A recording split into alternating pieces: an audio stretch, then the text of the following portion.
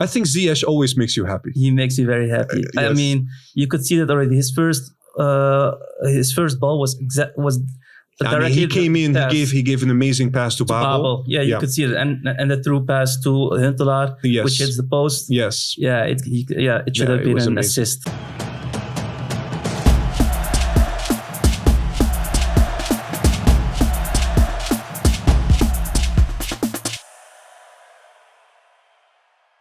Hi guys, we talk Ajax, GameTalk, Vitesse Ajax 0-3, quarterfinal. We're through to the semifinals, and today our newest panel member. I'm very excited to talk with him about this game. Sahbi. What's up? Welcome, man. Happy to be here. Yes, I'm also excited to discuss with you the game. So we played the quarterfinals of the Dutch Cup. We won quite comfortably if you look at the score. What are your thoughts on the game? Well, if you look at the score, then it looks like it's an easy win. But it was terrible. The game was terrible. We played very poorly. There was no attractive football. The attackers, there was no creativity. Midfield was a bit loose. In defense, we did poor as well. So actually, we were a bit lucky that Vitesse didn't play well as well. So it's a 3-0. But you know what you're saying, right? We won 0-3, and you're saying that we played poorly, and we were lucky actually a little bit as well. We were lucky. But Vitesse didn't play well. So all with all, only happy with the result. And that's all I could say about the game. Yeah, I understand. Did you expect this game to be a little bit more easy for Ajax, or did you expect the game to have a higher level in terms of football from both teams? Well, Ajax played with some first team selection, so you could imagine that they could have an easy win. I know Vitesse plays well; they're a good team, but still, even though we're missing Ziyech and we're missing Blind, we had a couple of players that are very experienced. So I would have expected an easy win. It looks like an easy win, but at the end, it was very poor. So before we dig a little bit more into the players that were playing today, let's go back to the beginning. So the first 11 players that Ten Hag selected, any thoughts on that? I was happy with the first 11.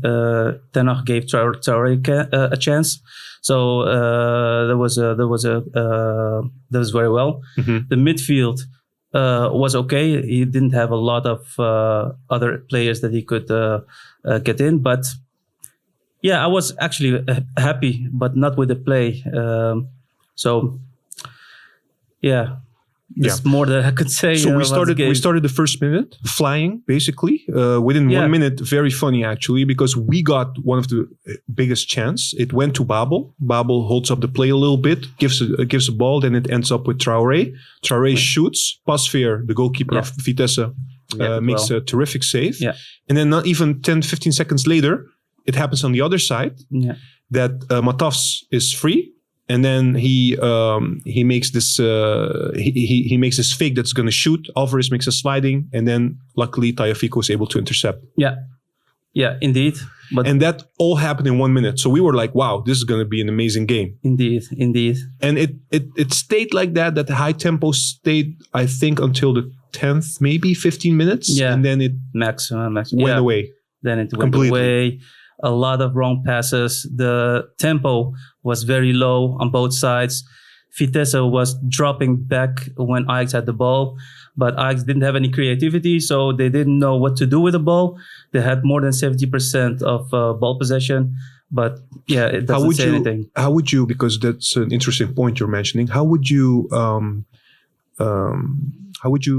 explain the fact that we were so sloppy throughout the game, especially in the beginning? Because after the first 10 minutes, you saw a lot of wrong passes, a lot of mistakes. Is there something you can say about the pitch? Because the pitch was not great either. Yeah, it did play a role, definitely. The pitch was very bad. You could see the ball jumping with a simple pass. But next to that, even though the Ajax had the ball possession, everybody went to the strike position. You had Van der Beek, who was merely playing as a second striker. He didn't really play in his normal 10 position. You had Tadic, who wasn't playing that well. He couldn't pass the left defender of Vitesse. You had Babel, who didn't play as well that good.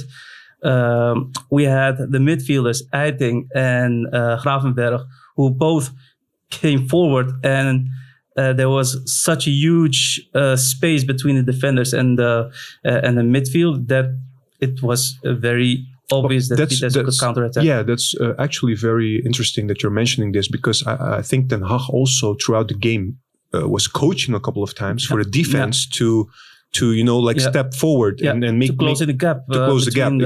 Exactly, and that didn't happen. Obviously, because you could see the counterattacks of Vitesse, they were quite dangerous. It was only the sloppy play of Vitesse. Otherwise, it would have created a lot of chances for Vitesse. So we were lucky on that point, but yeah, the midfield was really lousy this game. Yes, and then what happens is, of course, you can always score a goal. For me, it was a little bit surprising how it turned out. The first goal of Babel. Take us to that moment. It was a throw-in for Vitesse deep in our own half. Yeah, it was a throw-in, and it was a great counterattack. It was basically the play that Vitesse played this game. It was a throw-in which was stopped by Ajax at the defense, and through Donny van der Beek it came to Traoré, and Traoré had like 3 players around him, and still he was able to get through and get past to Donny van der Beek.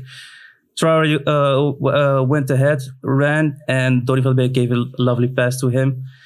And with his to Babel, you mean at the end? No, he gave it to Donny gave it to Traoré, and Traoré then made that a rush, whereby he gave a great pass to Babel, and it was an easy tap in for him. Yeah. So, great goal. It was the only good thing that Babel did, practically. All right. So 1-0, we're going into the second half. Surely we're thinking, okay, let the second half be a little bit better. Yeah. Special mention to Alvarez, who started at the back, center back position. Didn't happen a lot this season. He was used in the midfield. So today we had Martinez and Alvarez playing at the back. Your thoughts on this? Well, my first thought was why didn't Schuurs play? But at the end, he was not fit enough to start or even be in the selection. So Alvarez would be the obvious choice. First half didn't play well at all. Lot of passes that went wrong. Mistakes in defense. So first touches also. Yeah, he didn't play good at all. He was not very confident. No, but in the second half he did better. Mm-hmm. But still, overall, it wasn't the match which he played very well on. So understood. So we go into the second half. It's even, in my opinion, a worse half than the first half, because still a lot of mistakes going back and forth. Yeah. And you're thinking, you know what? I think it's going to stay like this. You're hoping Vitesse at the end of the last 25, 20 minutes, they were pressing a little bit. And we were talking a little bit like, oh, maybe Den Haag should start thinking about, substitutions. He was way too late. He was a bit late. But then when we were talking about that, a few minutes later, the second goal of Ajax happened, which was 1-2 on the side. Tagliafico, Babel. Yeah. And then the pass, Donny he let the ball go through his legs, and then there he was, Gravenberch, who made this goal. Yeah, which is good for him. Which is definitely good for him, but still, he didn't play that well. So I mean, honestly, it's not only Gravenberch, right? No. There are a lot of players today that really did not reach their potential or their level. Nobody really performed. Yeah. But the goal came out of the blue. It's not that we were expecting a goal. It was a nice it was a nice goal. The pass from Babel, the 1-2, and then the pass from Tagliafico. But everything went well. But the same as the first goal, it was also unexpected. Unexpected indeed. Exactly. So because at that time, like I said, Vitesse was pressing. Vitesse was pressing, so they were frustrated after that goal, especially when the third goal came in through the penalty. Yes. What are your thoughts on the penalty? Which was a VAR moment. It was a VAR moment. Yeah. For me, our favorite referee got called to go to see whether it's a penalty or not, and he gave a penalty. And why are we saying your favorite or our favorite referee? We're not really fond of Bosnash. No, indeed. He's a terrible referee, especially when he's a referee for Ajax game.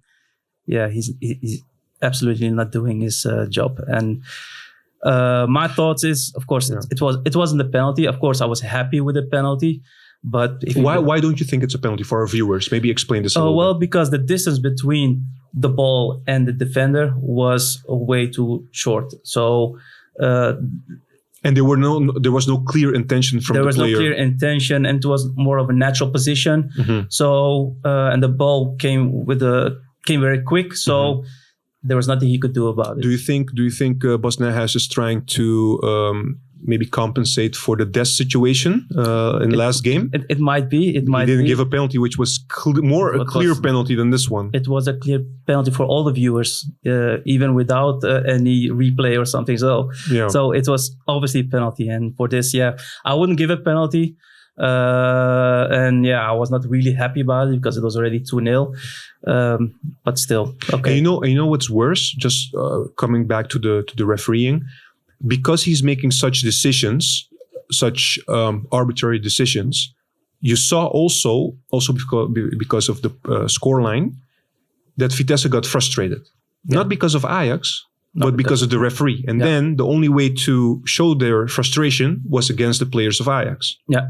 You could see that and then Matafs, who was clearly frustrated once the penalty was given, got his second yellow card for complaining against the ref. Yeah. Which, I think a referee like this, to be very honest with you, should not be refereeing any high games anymore in Holland. Because you cannot, at the one hand, you told me before, he's trying to be a Premier League referee at one hand. But if people say something, then immediately it's a yellow card. That's not how they do it in any other country. No. Maybe in Italy, maybe in Italy, but he's refereeing his own game. His own game, and it's different from all other referees as well. Yeah, it's very childish indeed, and it ruined the game. Maybe even though there wasn't a lot of time left for Vitesse to come back, but still it was a childish action from his side. And of course, you could see that the attack from Linz, I thought, to Tagliafico. At the end as well. At the end, it was also part of frustration. Yeah. And in my view, it's indirectly coming through the referee. Yeah, it's all adding up too, Yeah. So, all right. So, short, a couple of ratings. I will give you a couple of names I'm interested in. Yeah. Of course, our viewers will look at all the ratings at the end. Alvarez, because he was new at the center back. I was not impressed. But maybe he just had an off day. I gave him a 5 because he started really poor. He did better in the second half, but overall it wasn't a very well performance from his side. All right. How about our midfield, Eiting and Gravenberch? Same. Both a 5? I gave them both a 5. And Gravenberch, I started with a 4, but because of the goal, I added a point. They played very poor at midfield. I don't think they can really play together. Because they're a little bit the same type of players. Yeah, indeed. A little bit. Yeah. Offensive-minded, Exactly. They both go. There's no communication between the two. If one goes forward, the other should stay a little bit behind, just as Martinez did when Gravenberch was substituted. He started in his natural position, like playing from behind, staying behind, controlling the midfield, whereby Donny gets more freedom and more confidence to stay forward. And, Who was your best player? My best player was Donny van de Beek. Yeah. All right. Actually, together with Traoré, but I was more impressed with Donny this game. Clear. The substitutions. Happy to see Blind back. Happy to see Ziyech back. Definitely. We have a very big game next week against Getafe. Yeah. We absolutely need them. Yeah. You could see Ziyech. He made me very happy with the first. I think Ziyech always makes you happy. He makes me very happy. Yes. I mean, you could see that already. His first ball was he came in. He gave an amazing pass to Babel. Yeah, you could see it, and the through pass to Huntelaar, which hits the post. Yes. Yeah, it should have been an assist on his name. Okay, thank you. One more thing about Ziyech, Chelsea. Good choice. Well, I don't think so. For Ziyech, it's not a good choice. Well. For Chelsea, it's a good choice. For Chelsea, it's definitely a good choice. For every club, it will be a good choice. But Ziyech belongs to a team which plays attractive and attacking football. But under Lampard, they are playing a little bit more attractive, well, right? Let's see for next year. Because this year, it looks like an attacking formation, but... it's not always as attacking as it looks like. Yeah. So let's hope his formation will change and their tactics will change based on Ziyech, and then we will see more attacking football. Well, let's see. Thank you so much. Guys, thank you for watching. We'll see you on Sunday. We will play against RKC at home. And then next week, the big game, first leg against Getafe. Until then, bye. Bye.